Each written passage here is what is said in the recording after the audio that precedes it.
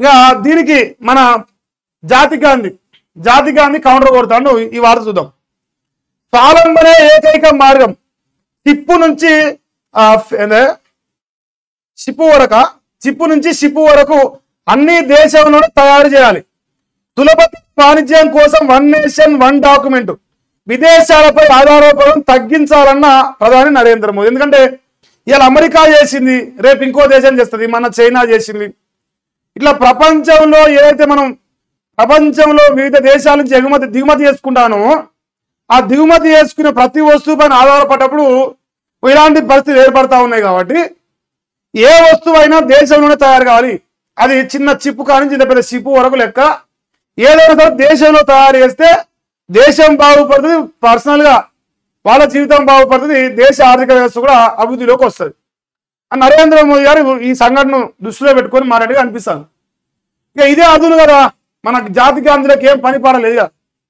So ఏ రకంగా ఈ దేశం పైన విషయం చిమ్మాలి, నరేంద్ర మోదీని ఎట్లా దించాలి, అది ఎందుకు ఏందనేది అవసరం లేదు. ఆయన ఏం కౌంటర్ కొడతాను చూడండి. భారత్ కు బలహీన ప్రధాని ఉన్నాడట, ఈయన బలమైన ప్రధాని తెచ్చింది. ప్రపంచంలో ఇలా ఏడికైనా పోదాం, ఈవెన్ అమెరికాకైనా సరే, ప్రపంచ దేశంలో ఏ దేశాలకైనా పోయి నరేంద్ర మోదీ బలహీన ప్రధానమంత్రిని నిరూపిస్తే ముక్కు నెలకు రాస్తాయి. ఈ సన్నాసి కానీ ఇంకే సన్నాసి కానీ ఏ సన్నాసి నిరూపించినా ఇట్లా వంగవాడి పొర్లు దండాలు పెట్టే ప్రధానమంత్రులు వేరు కదా, అందుకే బాధ ఎత్తున్నట్టుంది. వంగవాడి పొర్లు దండాలు పెట్టి సోనియా గాంధీకి రాహుల్ గాంధీకి కాళ్ళు మొక్కే అంటే కాళ్ళ దగ్గర మోకాళ్ళ దగ్గర మోకరిలే ప్రధానమంత్రి అయితేనేమో బలమైన ప్రధానమంత్రులు.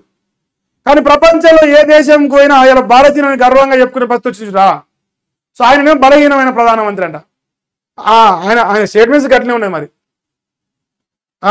ఏఐసిసి అగ్రనేత రాహుల్ గాంధీ ట్వీట్ చేసిండ, ట్విట్టర్ టిల్లు అయిందంట. ఇప్పుడు ట్విట్టర్లో చేసినంట, H1B వీసా పెంపుపై కాంగ్రెస్ ఫైర్ అవుతాను, ప్రతిభావంతుల భవిష్యత్తుపై దెబ్బ పడబోతా ఉంది, మన్మోహన్ యాది చేస్తూ కాంగ్రెస్ ట్వీట్ చేసినాడు. మన్మోహన్ సింగ్ సరే, మన్మోహన్ సింగ్ విషయం నేనేం మాట్లాడను, కానీ అంటే మన అమ్మగారు మా తల్లి సోనియా గాంధీ ఎట్లా చెప్తే అట్లే మాట్లాడింది. కాబట్టి ఆయన బలమైన ప్రధానిగా అనిపిస్తుండొచ్చు మీకు. ఎందుకంటే ఈ దేశం ఒక బలమైన ప్రధాని ఉంటే తట్టుకోలేని ఏకైక పార్టీ ఈ దేశంలో కాంగ్రెస్ పార్టీ. ఎందుకంటే బలహీనమైన ప్రధానమంత్రి ఉండాలి. అయితే నాయనమ్మలు, అయితే అయ్యలు, అయితే తాతలు, అయితే ముత్తాతలే బలంగా కనిపించాలి. ఇక మిగతా వాళ్ళు ఎవరు కూడా ఎదుగుతాడు ఈ దేశంలో. కాంగ్రెస్ కదా, కాంగ్రెస్ కాబట్టి అట్లనే ఉంటుంది పార్టీ.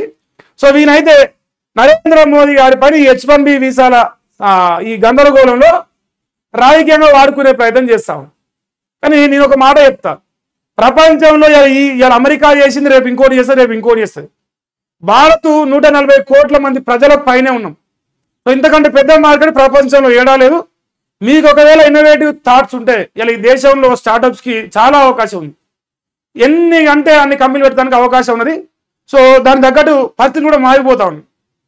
మరి పరాయి దేశాలకు అంటారు వలస పోకుండా ఇక్కడే ఉండి దేశానికి ఉపయోగపడుతూ మీరు కూడా వృద్ధిలోకి రావాలని ఆలోచన చేస్తే బాగుంటుందని కోరుకుంటాను నేనైతే. అది నా ఆలోచన. మరి H1B వీసాల పంచాయతీ రేపు ఉదయం రాస్తారు, రేపు ఉదయం మాట్లాడదాం.